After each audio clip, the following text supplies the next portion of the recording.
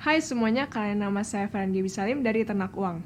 Nah, tadi kalian udah belajar dan mengenal apa itu saham dan apa keuntungan serta resiko ketika kalian investasi di instrumen saham. Kali ini kita akan belajar gimana sih sebenarnya cara saham itu bekerja. Kita akan mulai dari melihat sebuah perusahaan.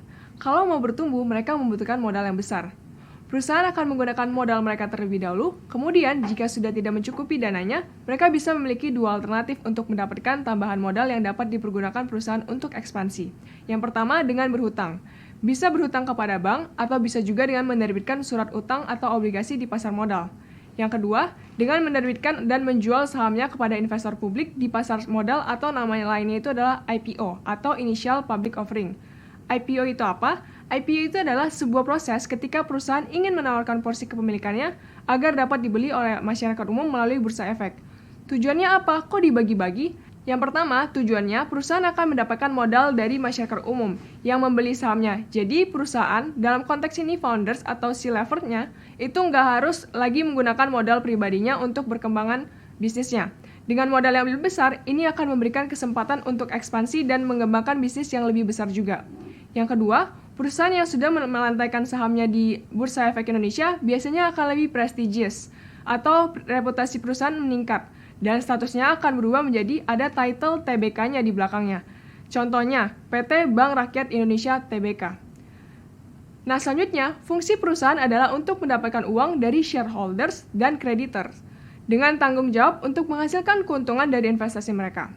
Kreditur itu akan mendapatkan resiko yang lebih sedikit daripada investor. Nah, perusahaan mengembalikan profit berupa dividen atau laba ditahan, agar pemegang saham mendapatkan kesempatan profit yang lebih besar di masa depan. Nah, sekarang kalian lebih milih mana? Megang surat hutang BRI atau jadi pemilik dari BRI-nya?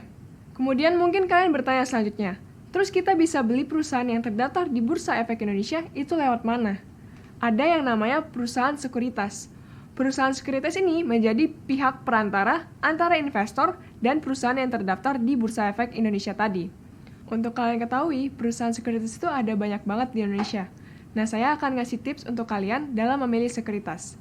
Yang pertama, pastikan perusahaan sekuritasnya sudah terdaftar di Bursa Efek Indonesia dan juga OJK. Karena kalau belum, berarti bisa aja investasinya bodong. Makanya kalian harus hati-hati.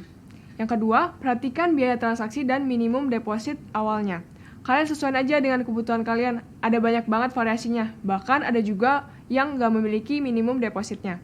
Mungkin akan cocok nih untuk kalian yang masih pelajar dan modalnya secukupnya. Yang ketiga, cari yang proses pendaftarannya mudah dan yang tidak menyulitkan. Yang keempat, memiliki fitur yang menarik. Contohnya, margin trading. Jadi kalian bisa minjem untuk sementara. Terus ada juga fitur analisa dari tim research mereka.